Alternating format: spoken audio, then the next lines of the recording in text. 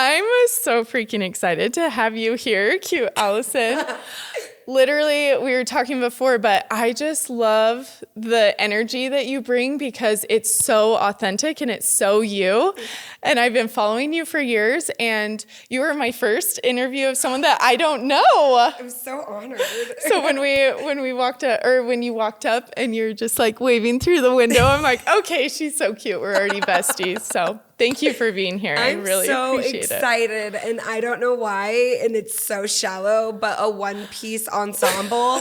I just had so much trust and confidence You're like, in you. okay, we're good. I was like, that's a power move. Let's go. Yeah. I love it. And as you can tell, this is my color. It. So You sure true. I love it. Yes. Okay. Yes. Okay. I'll share with everyone your formal bio, and then we'll just get right into it. Super excited. So, Alison Faulkner is a branding and events expert, host of the podcast Awesome with Alison, a top 100 health and wellness podcast, and a consultant for Fortune 500 companies partnering with Microsoft and Alaska Airlines, among others. Alison, iWriter, speaker, artist, self-proclaimed nonsense dancer, that is the perfect description for you, author and CEO of Allison's Brand School. Allison is obsessed with her kids, husband, family, and friends. So I'm so excited that you are here because I feel like that really does give, like there's so much to you and so much to your journey and so much to everything Alison Faulkner that I'm super excited for people to just know about you and your story, and we'll just dig right into it. But how would you introduce yourself, if someone was just like, okay, tell us about you, who you are? I don't have my elevator pitch down very well. So great. When people are like, what do you do?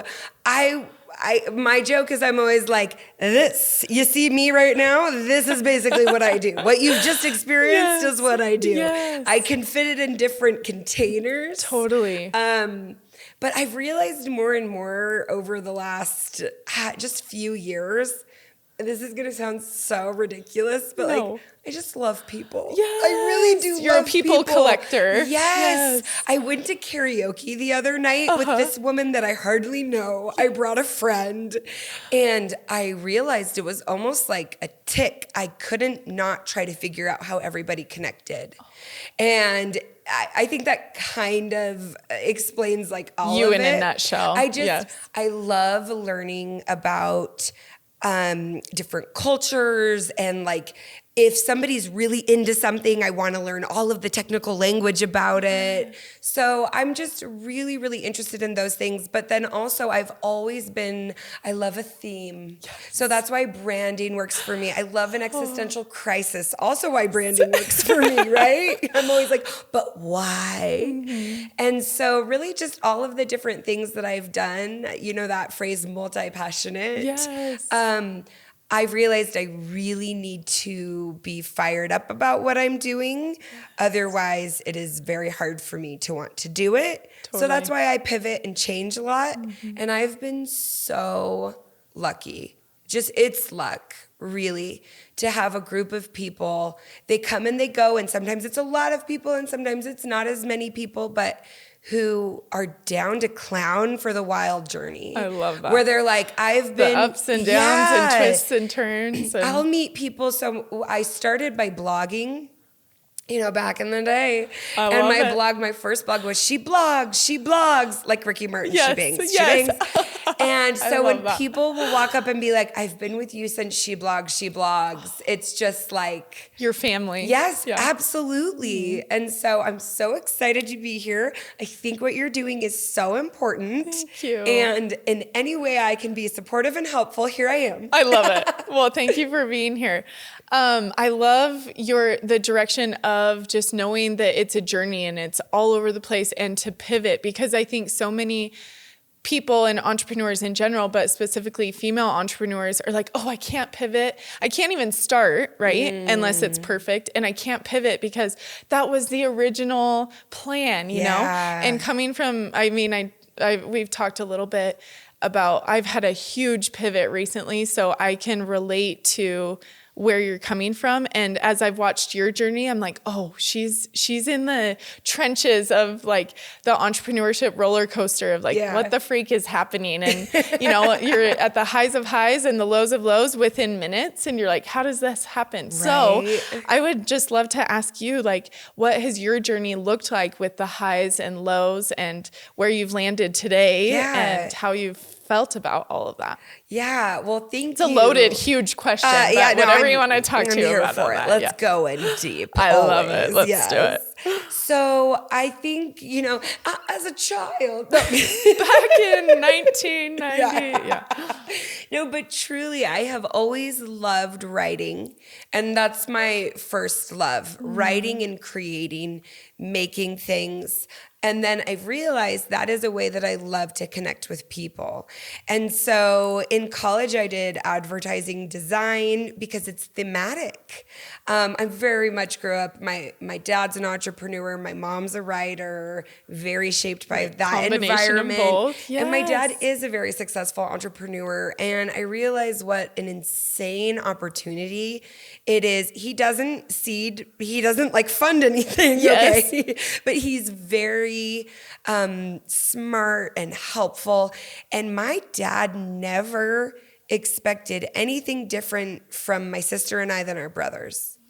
Yes. Which I love your dad already. Yes. Being raised in the culture I was raised in, it's not like get to being married and have kids. It's like, well, how are you going to scale this? Totally. Yes. Oh my gosh. And so, what's your dad's name? Craig. I love and we Craig. can call him Craigers. Okay. Right? Love Craigers. Just Craigers. Yes. And my mom also, she's a very creative, very much an artist and an intellectual, has really always been, she went back and got her master's degree when I was in high school. Yes, girl. Over the pandemic, she was getting a doctorate. That doctorate degree ended up being a hostile environment. Oh my gosh. It really was. She got a second master's. Oh my She's gosh. now applying for a program at Oxford. Oh, get it. Okay, what's your mom's name? Right, Marilyn and Craig. Craigers. I love them.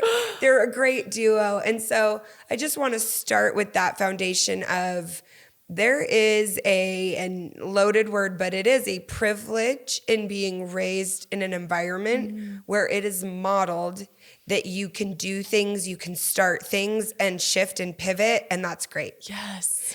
And so I've, over time, really been able to see as I've worked with thousands of people, and more recently, a lot more one-on-one, that having that base is like a coat of armor where truly a 9-to-5 regular job terrifies me. It doesn't just terrify me because it's hard for me to fit in that box. Yes.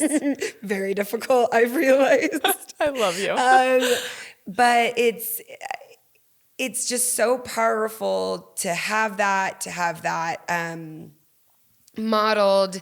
But to me, the non-entrepreneurship feels so restrictive. I feel very suffocated by it. And so I also realized that kind of, I'm wired just a little differently that way, where that knowing where your money is going to come from or how you're going to pay your bills, it's taken me a minute to like prioritize that. It's so relatable. To both my benefit and detriment, right? And so always interested in all of these different things. In college, I was in a creative advertising program, which meant, again, I got to do everything that I wanted. I had a graphic design minor, and I did an internship at Hallmark Cards. Oh my gosh. And so here, this is before Instagram, right? Stop, yeah. So what is a greeting card? Yes. It is writing a caption to a picture. Yes. And so when Instagram came on the scene, I hate adopting new technology. Yes. I wasn't on Facebook. I still barely know how to use it. And I had a friend who's a very amazing entrepreneur, and she was like, get on Instagram, get on Instagram, get on Instagram. And I did. And I had been blogging for years, so I had a bit of an audience that came over from blogging. And truly, I happened to be in Utah County at the right place at the right time with the right skill set. And in the beginning, I can see now that success, a lot of it was right time, right place, right skill set. There weren't as many people to follow online. Yes. If you needed to follow someone online, I was a fun girl You're to like, follow. hey, here I am. Here's this girl. Yeah. And so really kind of an OG pioneer in that space where we are in a very unique position in Utah. Yes. Where it's a big industry here. Mm-hmm. So some of the first big national bloggers came out of Utah County. And that community was very much built here by the Alt Summit Conference by Gabrielle Blair, who I'm friends with, love her. And by attending that conference and making those connections and just being down to clown. Yes. That's really what got me going. And from there, let's see, I started creating online courses. And then I was throwing these dance parties because when Instagram got video, I was air humping. And it was like, no matter what smart, cool things I said, they're like, dance, monkey, dance. Yes. And so it was a little resentful because I was a baby about it. But all of that, I love. Learning. Yeah, I love hosting events. So I started throwing these huge dance parties and I treated it, this is before people sponsored things. Yes. So people would reach out and say, hey, we want to sponsor a blog post. And I was like, I've actually got Instagram. You guys should be on Instagram, which is their whole agency is dedicated to Instagram. So I'm 41 and it just, again, the timing was it. And so and I thrive in chaos. So there was no blueprint, there was no map. Again, pros and cons of thriving in chaos. Yes, totally. It is difficult for the people around you when you thrive in chaos. But you're like, I'm doing good over here. Yeah, but when the world is shifting and changing at a really crazy rate and people aren't sure what to do, which is what I feel like we're in right now. I feel like, aha, here I am. It's my time to shine. Yes. Right? Yes. And so that's a little bit, I started throwing those dance parties. A lot of people wanted to work with me. I was a little bit of an internet darling. I was like, what? Like, it's hard when you throw a party, people want to send you stuff. Yes. Oh. I love it. And it was great. And then I got mad that the parties were really stressing me out. I didn't have the capacity for the people. I had the capacity for planning, executing, building, working, giving birth, having babies, being a mom, but not necessarily all of the people. And that was very difficult for me. I would go places with my kids and people would stop and want to talk to me for an hour.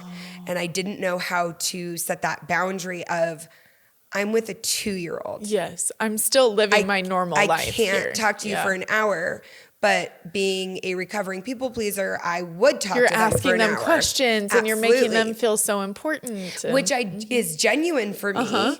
But like you said, the people collector, but you pick up the other end of the stick. Yes. Yeah. And so it is exactly, it's the consequences and you hold it and there's at the one end. And so I think part of the dance party shift, overnight. So my dance parties were selling out in minutes. 700, 800, 900 tickets. I could scale it as big as I wanted. I didn't want to scale it any bigger. People wanted to franchise the events. I didn't even know how to deal with that. People were ripping off my events, my sales copy, page for page, word for word. I had some really difficult situations navigating that, which I've now realized being obsessed with people ripping you off is a phase in entrepreneurship. And I don't say that in a pejorative way to those listening, but it is a phase. Yeah. And as I coach a lot of entrepreneurs, if people are ripping you off, you're successful. Take it as a compliment. Put your head down when you need to step and do. And I did have some rough interactions around that. And I was bored of it. I had mastered it. I got it where I wanted it. Yes. So overnight I stopped doing parties. And that was 100% my source of income, sponsorships. I didn't like being a billboard on Instagram. I didn't like doing sponsored posts. Luckily, my first child was very strong in her boundaries from day one, where she didn't like me trying to have her in a photo shoot, and I was not about to have her be in it. Yeah. It's funny because my other two kids would actually love it. They're like, I'm all about But this. at that point, I just didn't want to share my family in that way. It just didn't feel good. Aligned. Yeah. Yeah. And not to pass judgment, but that I am passing a little bit of judgment, but but it's because we didn't know better. Yes. Really. And I left so much money on the table by not doing campaigns that involved my kids. And then overnight, after my last dance party, I had popped out of a cake. It was great. I had fun. And then I went from popping out of a cake to being like, you should come take a branding course with me. Yes. But luckily, because I had volunteered to speak at that Alt Summit conference about branding, there was a warm audience of people who knew me for more than just being a good time. Air humping. Yeah, air humping. Totally. Yes. Which, listen, I'm always happy to air hump. In fact, sometimes you can't stop me from it. Yes. And that's when I started Alison's Brand School. And I did in-person workshops, online courses, and then I started a podcast, and I started really working in the world of personal development, which the dance parties for me were personal development. Yes. I like to trick people. Yes. Where I'm like, come to a party. Like, Dingle, this is going to be so fun. You're going to dance, but what I'm actually doing is empowering you. Right? Yes. And so it was a very natural transition for me. And I had enough hype, which is a very funny thing. I had enough hype that people would be like, I guess I'm going to do that thing because it's the thing to do. Totally. Which again, I didn't realize I had hype. I thought I was just doing a good job. Being yourself. And I thought I was just working hard and doing a good job. And I would like to say to everybody listening, if you don't have hype, it doesn't mean you're not working hard, and it doesn't mean you're not doing a good job. It means you just aren't. There's a magical combination of circumstances that lead to that. And I'm not saying I'm not talented, but it's a set of circumstances. It's timing. And so chasing hype, which we refer to as virality or things just scaling very quickly, it was difficult to have that happen so early. Yes. And I had been working so hard. I had been blogging for a decade. It's not like I felt like I didn't earn it. It wasn't an overnight success. But you don't just normally throw events and sell 700 tickets in 5 minutes. Totally. Yes. Taylor Swift did, Chapel Roan does now, but she didn't 10 years ago, right? It is very much just kind of what's happening in the universe. And so I proceeded doing my branding, a lot of keynote speaking, consulting, just working one-on-one, working with corporations. So my trick was I would be a keynote speaker, and then they'd want to work with me, and I'd be like, aha, here's a package that we can work together. And, had coaches that worked with me, a lot of, a team of 3 to 5 employees, it was the era of the girl boss and the boss babe, and it was you get an office and you make a really cute office, and then you show everybody you have a really cute office. Again, there was no model, and so that looked like the model, and I followed the model. Part of the model for me was also don't let people call me a mommy blogger, because they don't take you seriously. I am an entrepreneur. I am a founder. I am this. And I realize now a lot of that was eschewing the feminine to fit into the masculine of the corporate world. Yes. Oh my gosh. Which we can we stop could now talk and only talk about that. Yeah, for sure. Yeah.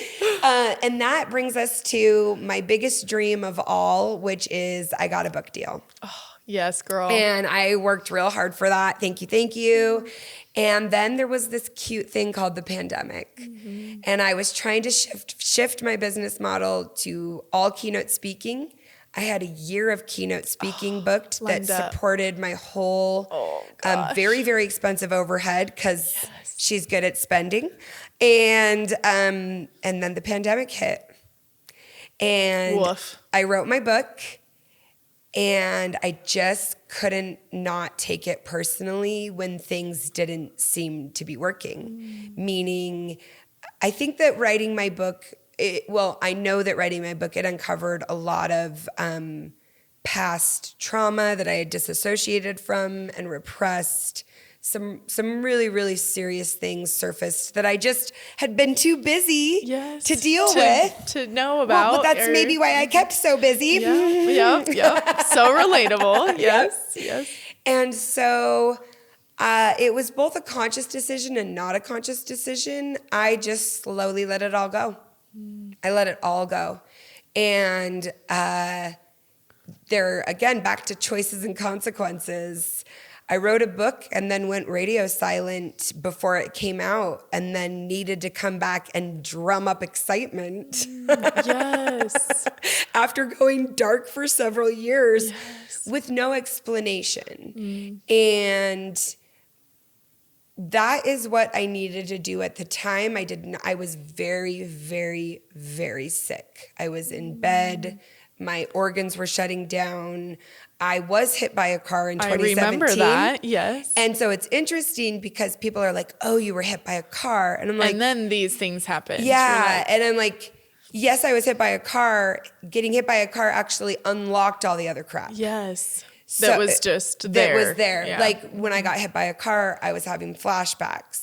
I realized the things that had been happening in my mind were flashbacks. So it was pretty intense and it was very serious. Wow. And I really did almost die. And yeah, it was rough. I wish that I had the capacity to, because now I can see how there were people that had really invested in me. I wish I could have had a better conversation with them about what was going on. I wish I could have had the capacity to not just go silent and ghost. Yes. Also kind of a protection mechanism. That's what I would do to like ex-boyfriends in the past. Yeah. You're like, it's all coming full circle. Exactly. Yeah. So that brings us to, it has been, as I've come back so my book launched in 2022. And truthfully, I thought when my book launches, people were giving me keynotes before. People wanted me around before. When I have a published book from HarperCollins, now I'm legit. Now I'm legit. No. The hype thing. You know what? This is a sad, and it's not entirely 100% the only reason.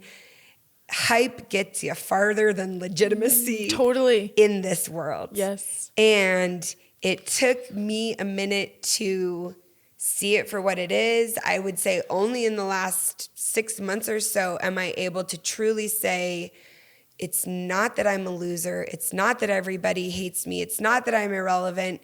It's that the whole online landscape changed in the time that I went dark. Yes. TikTok hit the scene, Reels hit the scene, and I'm 41. I unconsciously could speak the language of the internet when I was 10 years ago in a way that as you get older, like I can show something that I edit, like a reel to my 14-year-old. Yes. And say, what do you think I should do differently with this? And she can tell me exactly what I need to do to make it hit harder. Oh my gosh. Because she speaks that language. Yes.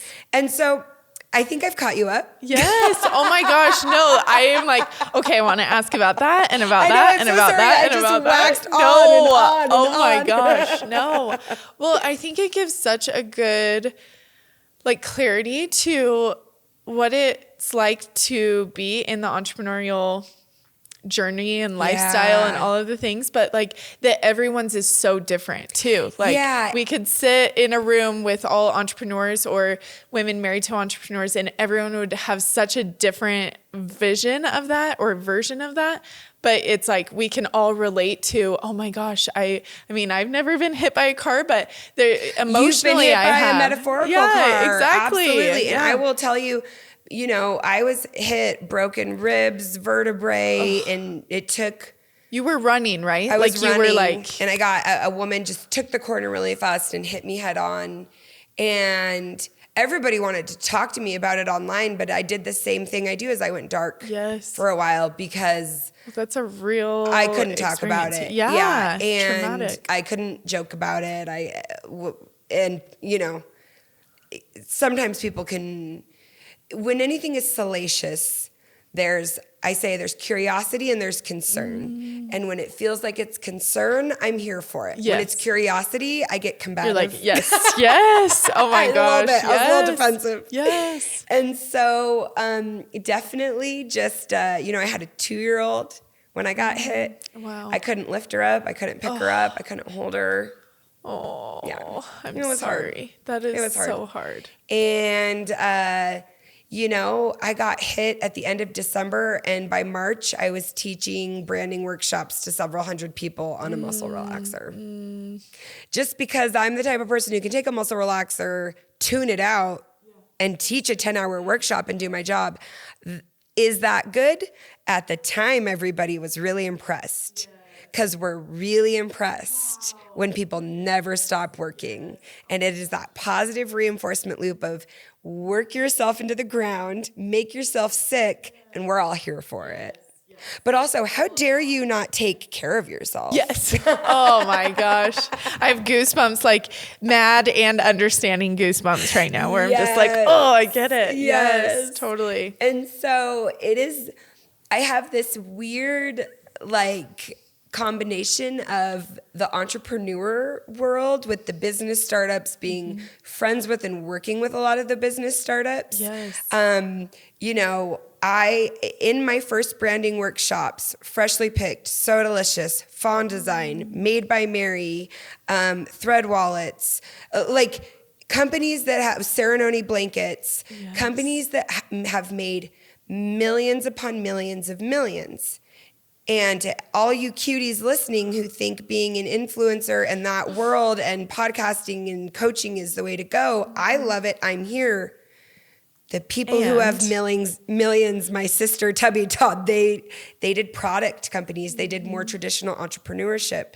And so, I don't know, just all these years down the road, and I'm not saying that's good or bad. Yeah. It's interesting. It's just something to consider. Things that make you go, if you're in it for the money. Unfortunately, I was never in it for the money. I do love making money. Yes, that's an important piece, but I love making money because it makes me feel useful. Totally. It makes me feel valuable.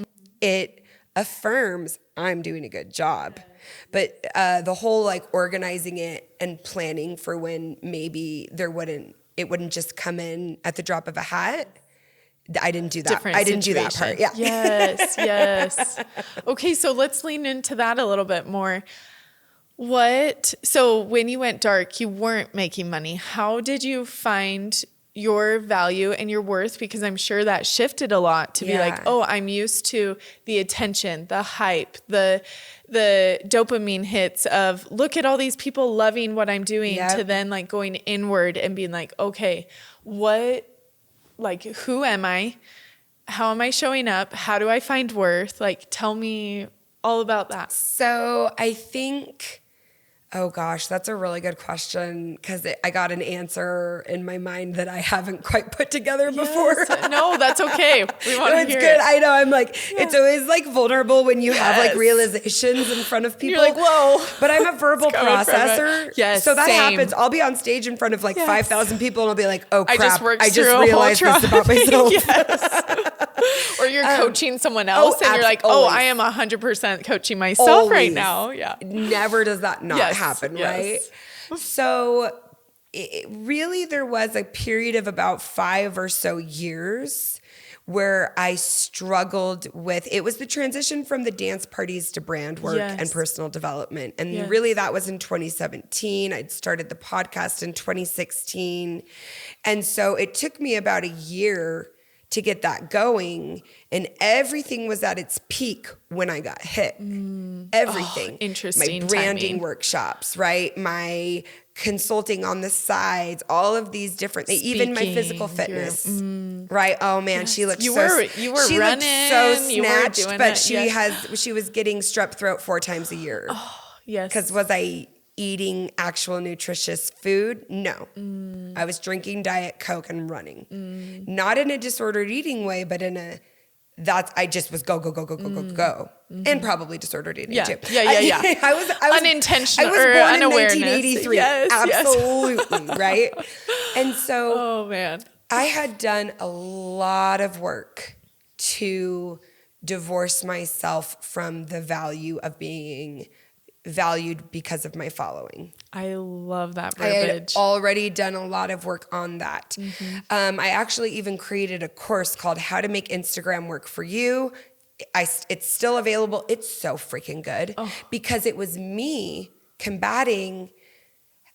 I have this incredible, powerful tool, but it's running my life. So how can I make it work for me?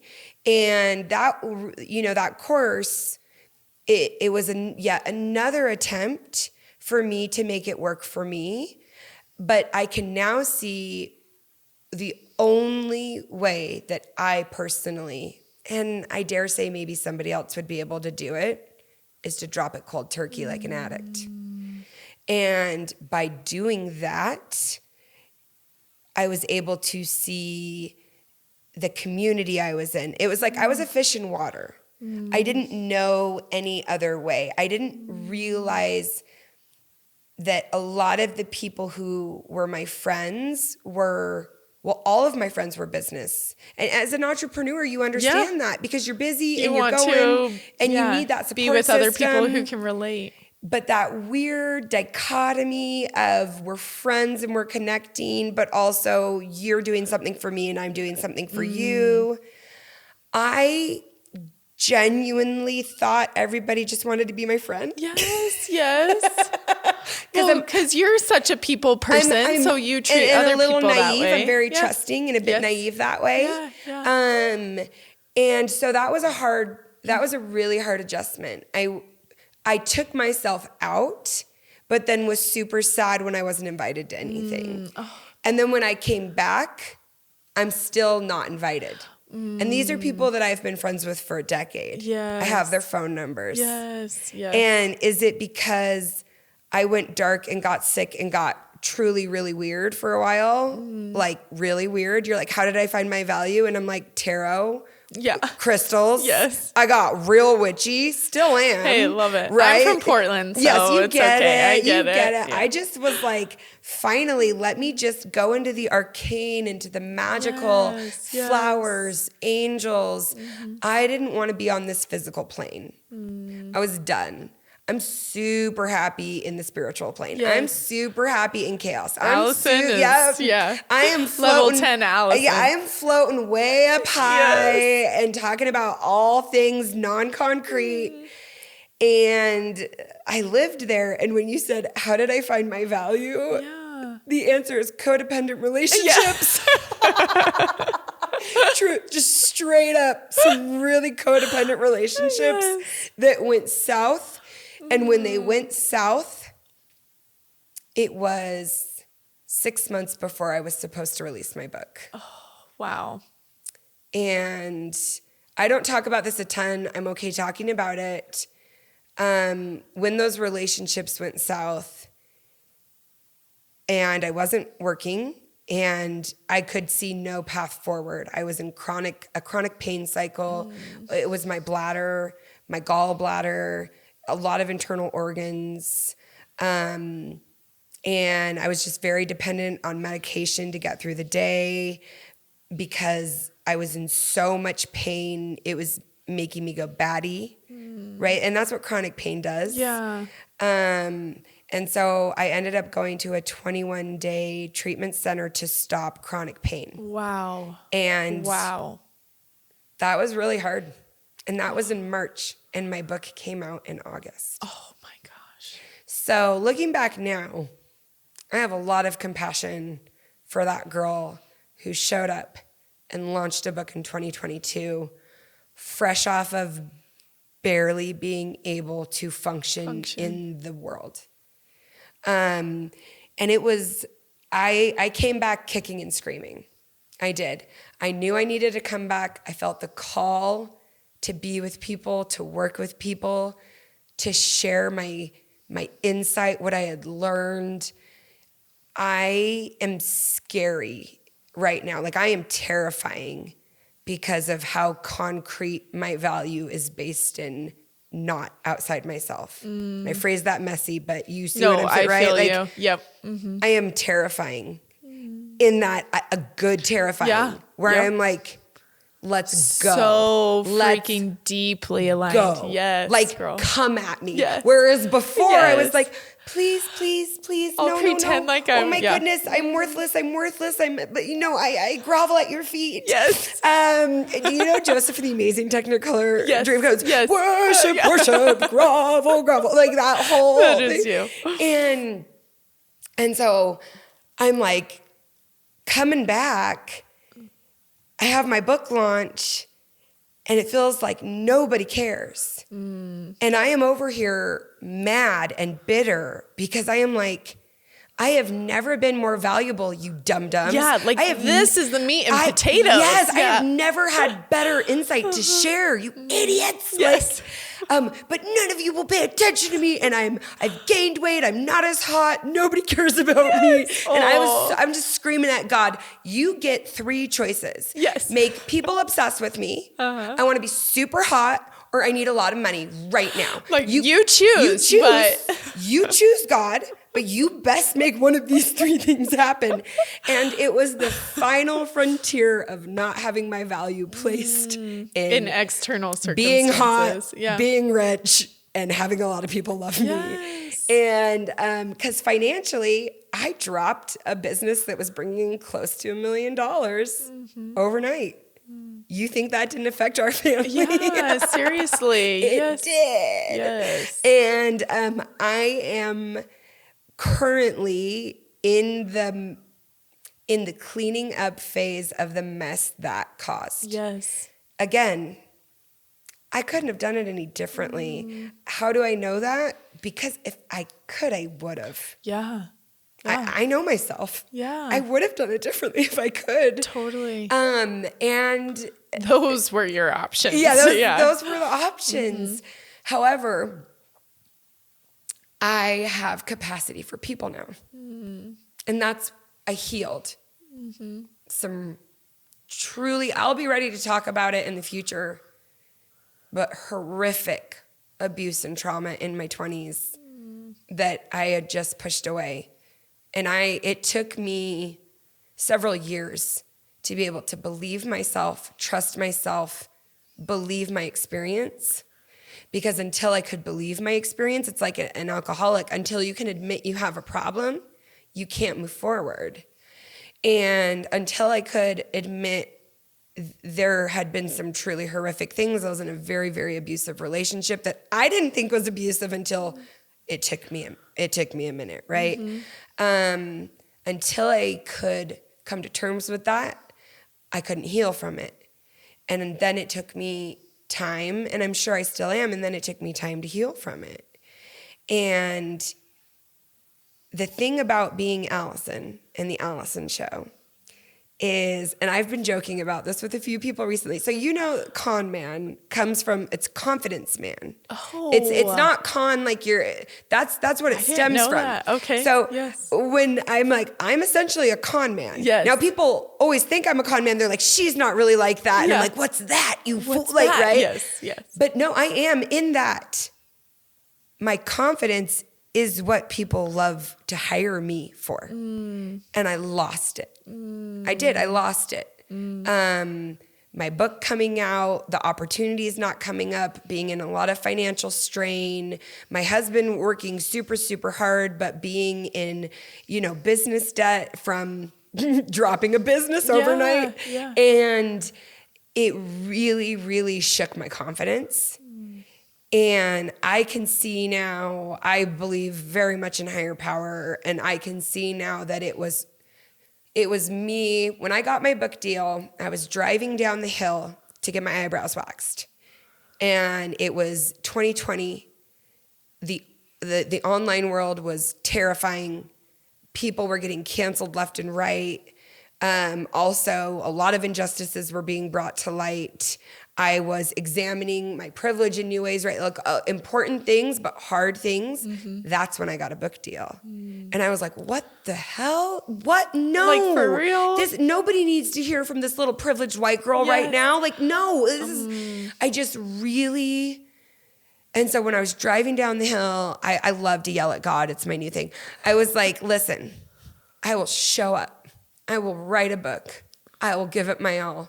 But I refuse to do it the way that I have been living, which is white knuckling day to day, anxiety attacks over and over and over, not having my body, my stomach being taken care of, not having time for my kids or the people in my life who are close to me. I'm not going back to that. And I got what I asked for. What it took to get to this point was not what I thought it would. You're like, wait a second, pull that back. Yeah. I got what I asked for. Yes. Because that's what happened. It's not how it was. I have capacity for people. I started opening one-on-one coaching spots, which I could never do. I didn't have the confidence. I didn't feel like I was qualified. But after the last few years, you can tell me anything, personal or private, business or trauma-related, and I don't bat an eye. And to be able to hold space for the darkest of the dark in people's lives and the lightest of the light, I didn't realize that's what I really, really valued and wanted, and I did get it.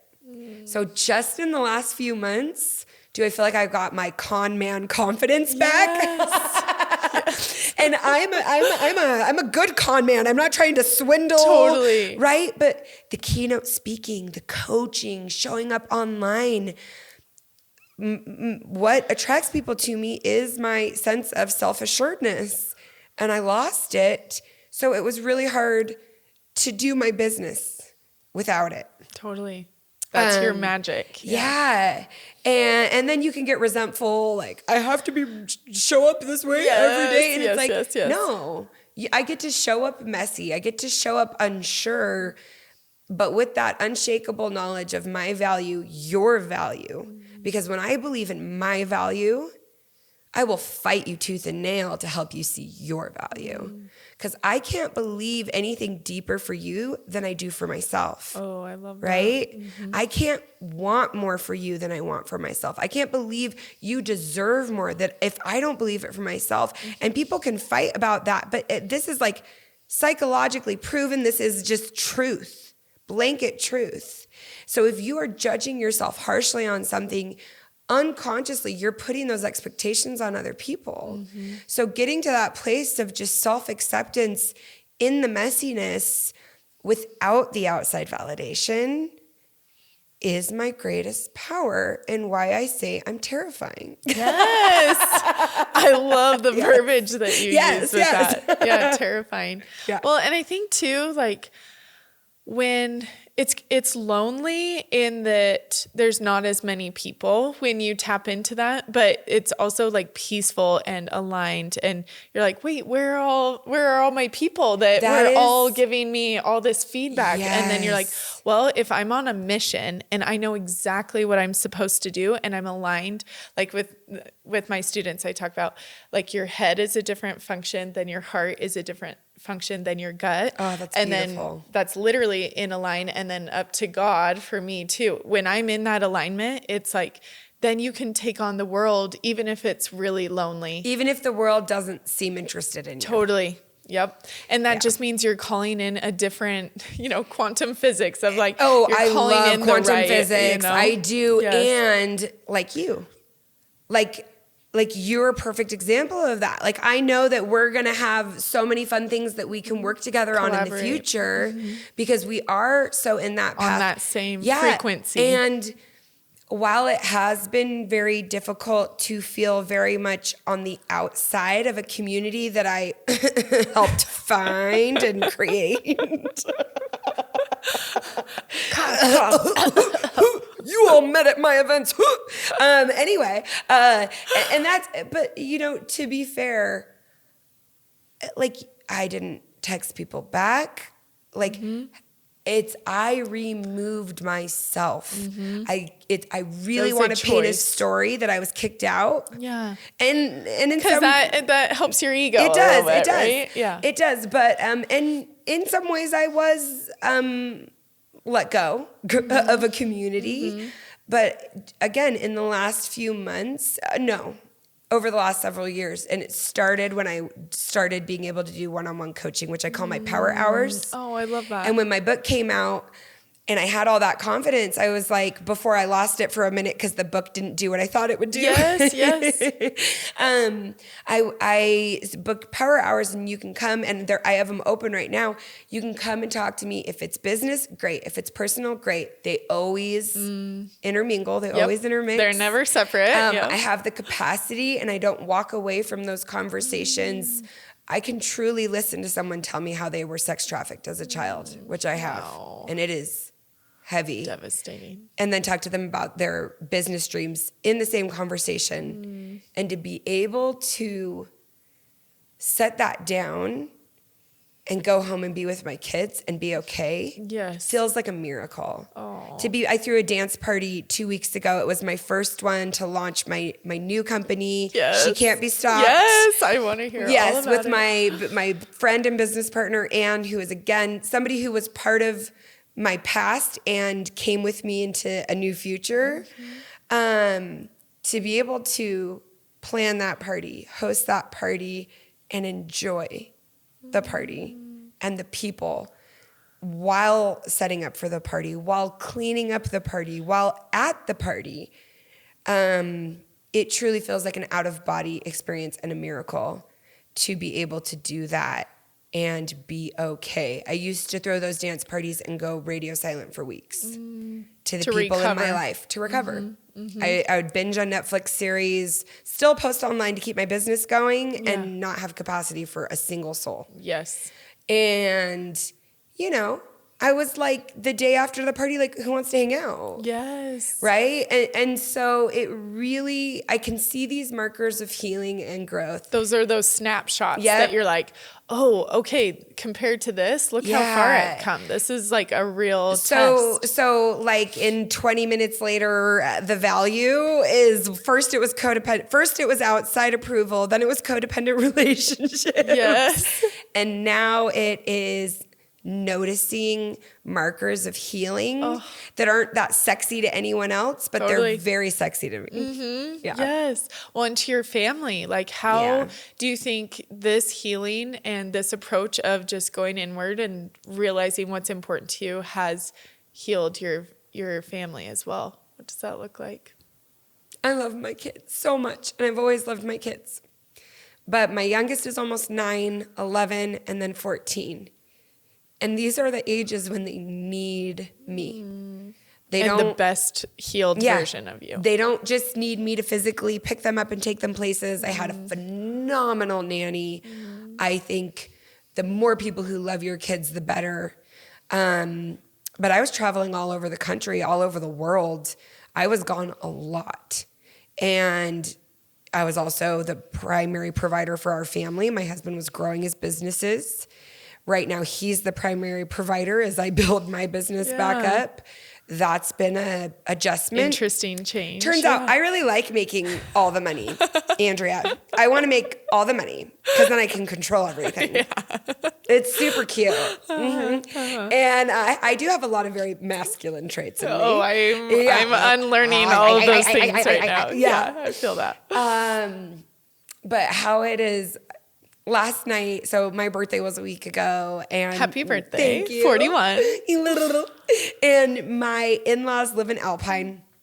And my father-in-law makes us do this thing that I don't like, but it's a very nice thing. But you're like, we'll support. Yeah, where everybody goes around and says something they love about the person on their birthday. We do that in my family yes, too. And I don't know why. I'm always, I love doing it for everyone else. You probably love it for everyone else. I do. Yeah. But I'm just like, ugh, don't give me a compliment for it. It's like, yes.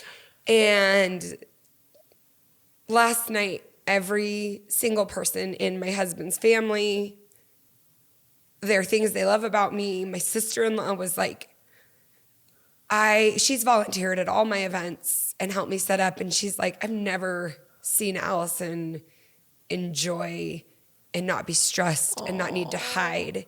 And it was just so incredible to see. And I am part of the healing too, part of where I found my value, because I really didn't think that I needed to come back and try to be somebody who speaks to the world. I was like, why can't I just be a good member of my neighborhood and community? Yes. And so I also, in 2022, like that was really my focus is I'm actually a terrible board member right now, but Craft Lake City, which is a nonprofit that helps artists. I'm obsessed with them. I volunteered to speak at anybody who would ask me to speak to youth, anybody who would ask me to volunteer to teach sugar cookies. I just was doing it all for no pay. Yes. But it was like, I was like, why do I have to be, internet famous or have a big podcast, or why can't I just be a good member of my community? And that did help me build up a lot of awesome new relationships. Unfortunately, it turns out I do need to make some money. That's important. Yes. Yes. And what I realized is, I have too much energy and too many ideas. I wasn't very, even though I was literally I started doing all of these flowers for funerals. My sister calls me a pro bono wedding funeral event planner because I would just volunteer and do it for free and just do it. And I made a lot of people dinner. I took a lot of people soup. And I love making soup, and I love bringing people food. And with my family, my community, my kids, my house has become a place where all of the neighborhood teenagers can come. They hang out, except for the one that I offended, but we'll get over that eventually. We'll work through that. I'm sorry about that. I'm working on myself. Public apology right now. Oh no, I've already apologized, but obviously I haven't let it go, right? Yeah. Because I got a lot of value out of all the teenagers loving me. Yes, yes. What row, Allison? Oh my gosh, Yeah. I love it. But I'm friends with all the 60-year-old women in my neighborhood, the 80-year-old women in my neighborhood, and that's how it's affected my life, but also my relationship with my kids is deep, and they've always been able to count on me. I've always loved my kids and prioritized them. I'm obsessed with them. And at these ages, they really need someone to talk to, and work through things with. And my husband is the nicest dad and sweetest husband in the world.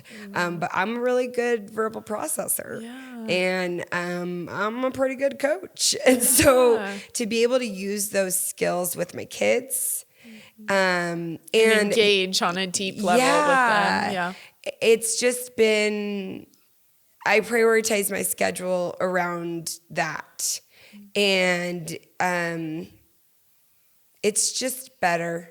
Yeah. It's just better. Yes. Well, and it probably feels better in your body. Yeah. You know what I mean? Yeah. Just to know that you're getting closer and closer to that person. And it's interesting because I've thought a lot about perfection, right? And what that actually means.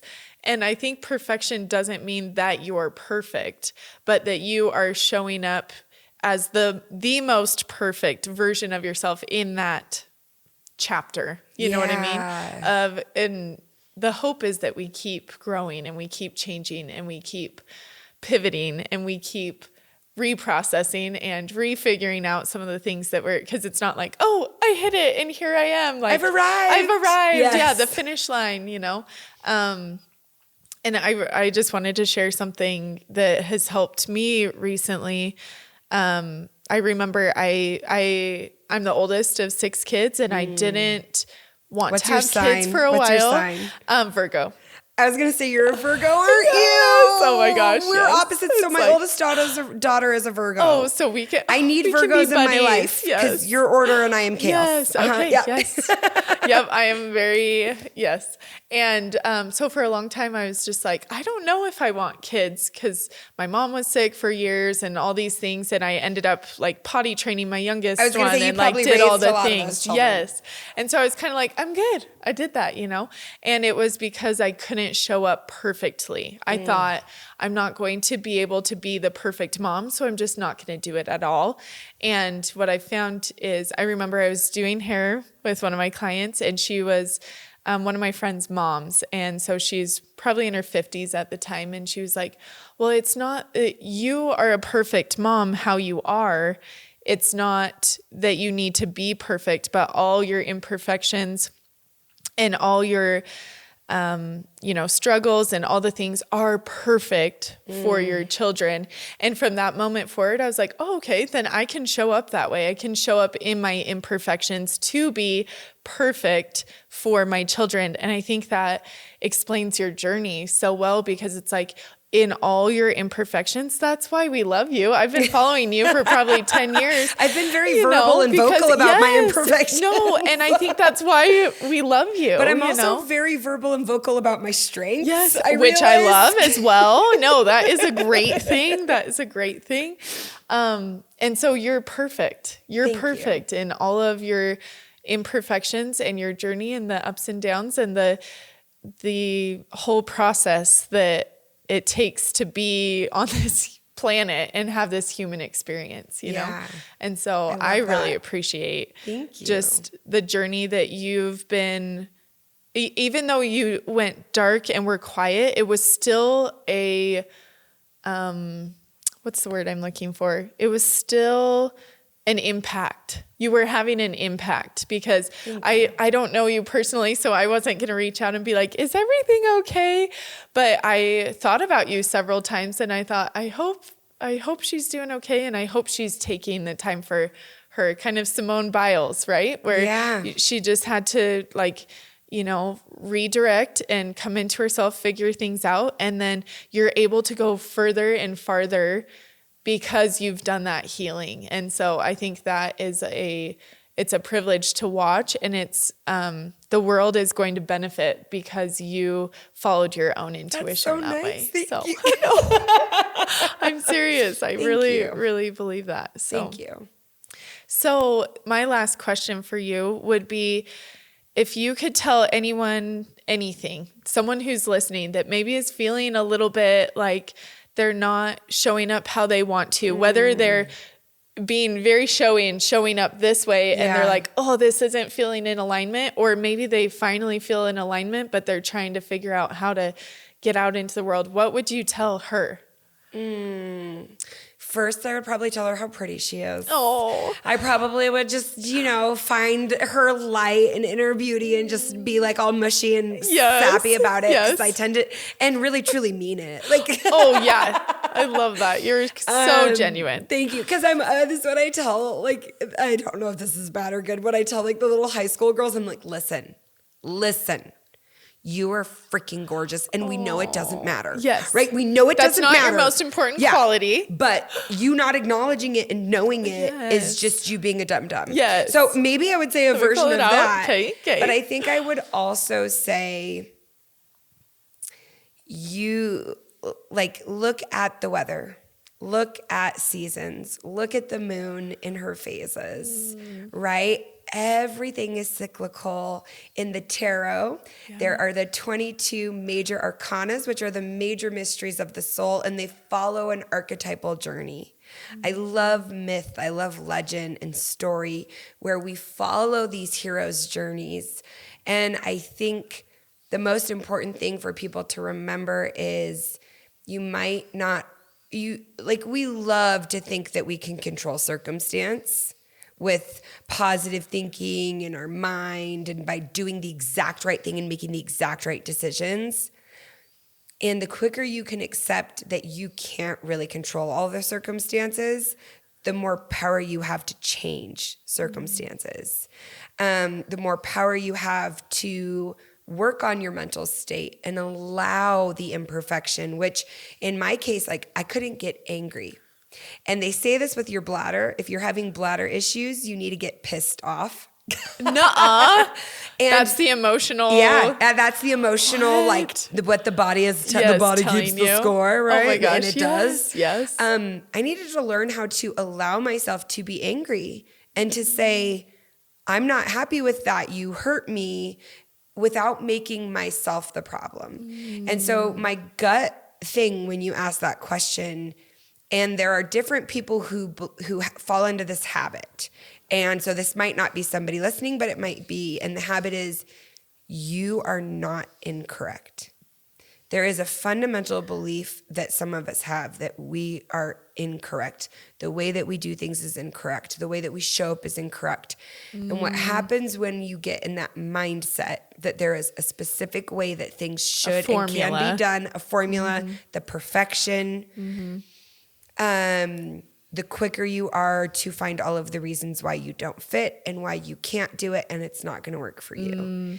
I believe in unique strengths. I believe in gifts, and that the message in your heart, those little inklings, those little glimpses you have of jealousy is sometimes a good indicator when you're like, they're doing it, why can't I? Yes. That is you on a cellular level showing you what you're capable of. So if you feel or see something for yourself, now I see myself as famous in this way or that way. It might be because I think that will give me a certain feeling. That's a little bit different. But I mean those glimpses when you're like, I feel like, am I stupid to think I could do that? You're not stupid. The reason you think you can do it is because you can. Yes. It's because you can. And not only because you can, but because you are being called. You are being called into greater expansion. You are being called into greater fulfillment. You're being called into the truest, most expansive, sexy, sensual, flawed version of yourself. And politics, philosophy, religion, be damned. Oh, watch out, they're coming for me now. You moving into your expansion that is, which always incorporates not harming those around you, not harming the earth, the environment, people. You being pulled into that is what I truly believe will heal the world and make the world a better place to be in. And so follow it, do it, believe it. Listen to me. I'm delusional, and I tell people all the time my delusions. And look at me. I make them happen. I don't make them happen. They happen, right? They happen not because I make them happen, but because I show up. And so just keep showing up. Keep showing up for your life. Keep showing up for yourself. Keep showing up for the people you love. And that can look different every single day. I love that. To me, that's like the definition of living big, right? Yeah, the Live Big Collective. absolutely. It's like living big isn't just the polished, perfect, A big bank account, healed, a big following. yes, exactly, Yeah. yes, or big trips or big this. It's like it's the whole experience of just like living hard, of like, I'm going to be this version of myself and this version and this version. And it may be all chaotic and not so perfectly put together, but it's also, it's all of it, and it's the whole journey. And So I love that. I've loved listening to you this whole time. I'm just like, this is so that great. You were so kind that I went on so many tangents. And I appreciate. But you like bring it all back so perfectly, and I'm just like, oh my gosh. And you always make me think. And it was funny because I was telling Connor, our the person who sets all of this up, the magic man behind the scenes. I was telling him before, I was like, Connor, like, I don't really listen to podcasts. It's funny that I'm doing a podcast, but like, you were the one podcast that I just listened to over and over again. And it's because you're like, spastic and crazy and all over the things and exactly how my brain is thinking. And then you bring it in and you're just like, dang it. Like, that just hit my heart. That hit my soul. And I think that's exactly what this interview was, because you're like, here's all the crazy and hard and chaotic things. And like, let me help you just like hone into yourself and become the best version of you. And that's why we're doing this podcast in the first place, is to find relatable people that were like, oh my gosh, this is what it's all about, of just like understanding where that's coming from. But let's also like take a chapter from each other to learn and become